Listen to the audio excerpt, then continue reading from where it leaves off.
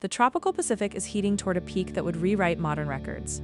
The warming is forecast to exceed 3 degrees Celsius above normal in November and December 2026 and become the strongest El Niño in living memory, with some forecast systems reaching up to 4 degrees and others clustering around 3.6 to 3.9 degrees. That threshold matters because of scale. A typical El Niño brings 1 to 2 degrees of warming.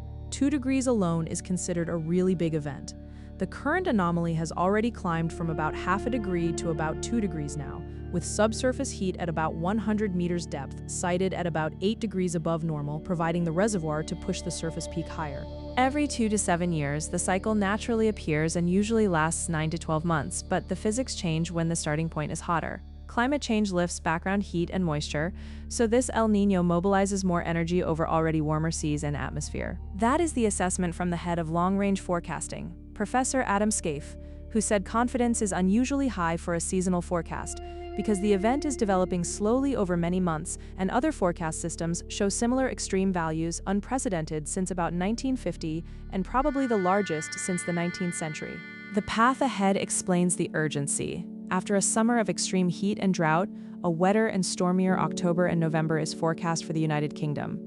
Rain on dried, hardened ground and flood-pounded embankments raises surface water flood risk, with calls to inspect flood defenses and prepare health, economic, food security, and infrastructure responses. Network Rail is facing track and embankment stress in that heat-to-flood transition, and the preparedness gap is framed by the former head of the Environment Agency, now heading the National Heat Risk Commission at the Grantham Research Institute, Emma Howard Boyd, between managing summer drought and autumn flood response. The cost reference is stark. The French government incurred flood costs of around €1 billion in February this year. Drought at the Panama Canal is already limiting cargo and transits and raising shipping costs through a central trade artery off Peru. Suppressed upwelling is collapsing the anchovy and fish meal fishery that feeds global aquaculture and agriculture.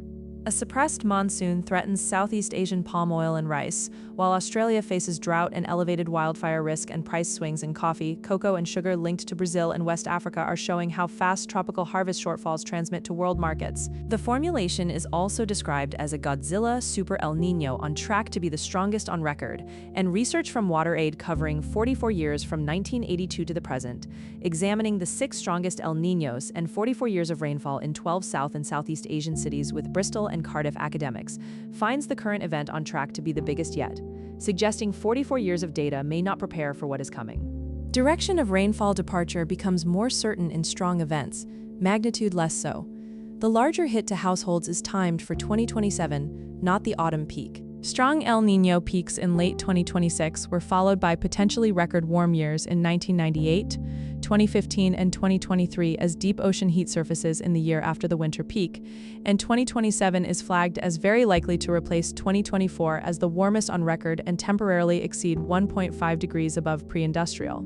For the United Kingdom, those shopping basket and supply chain exposures are not expected until 2027, when food prices and everyday imports, including coffee, flowers, clothing, and semiconductors, come under pressure. Palm oil is in nearly half of all packaged supermarket products sourced via Malaysia and Kuala Lumpur and Indonesia and Jakarta. Textiles from Bangladesh, centered on Dhaka, are the second biggest supplier after China, with sourcing regions including Addis Ababa, Nairobi, and Dhaka marking where monsoon disruption, drought, or flooding can reach British shops. What remains unresolved is precise magnitude, whether the peak stays just above 3 degrees or approaches 4, whether subsurface heat near 8 degrees sustains that surface peak, how much wetter October and November become, and which catchments and urban areas see the worst surface water flooding on hardened ground, whether 2027 becomes a record warm year, and by what margin compared with 1998, 2015, 2023, and 2024, and how severely canal limits, fishery losses, monsoon shortfalls, drought, fire, and commodity volatility will pass through to prices, and whether advanced defense inspections and procurement blunt the shock or leave health, economic, food security, and infrastructure systems underestimating a forecast without a 44-year analog.